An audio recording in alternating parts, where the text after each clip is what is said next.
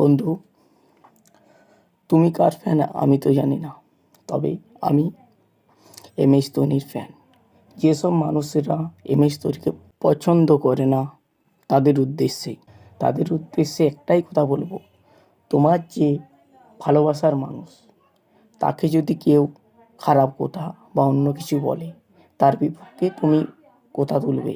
কিন্তু MS ধোনির fan যারা আছে, তাদের কাছে একটাই অনুরোধ, অন্য কোনো প্লেয়ার তাদেরকে রেসপেক্ট করো।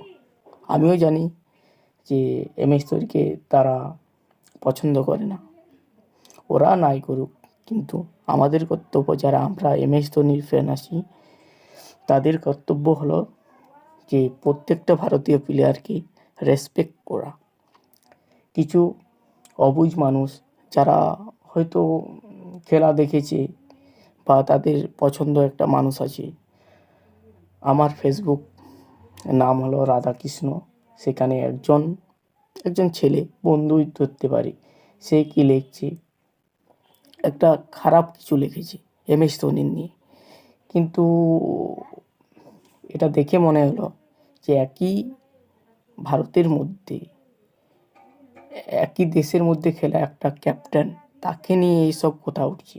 তুমি যতই ভালো হও না কেন বন্ধু, যখনই তোমার ইম্প্যাক্ট ফুরিয়ে যাবে, তখন কিন্তু তোমাকে আর কেউ পছন্দ করবে না। যে তুমি ক্যাপ্টেনই হোক, যত ভালো খেলো, তুমি তো রেসপেক্ট করবে না।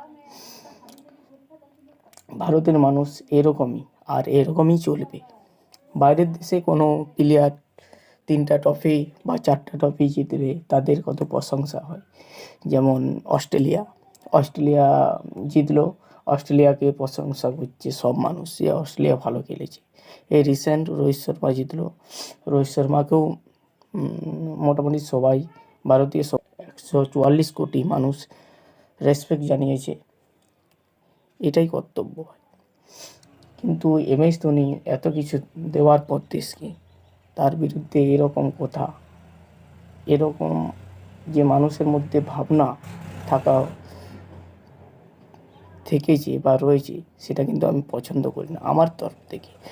তুমি যে কোনো ফ্যান হও, তোমার একটু রেসপেক্ট থাকা দরকার।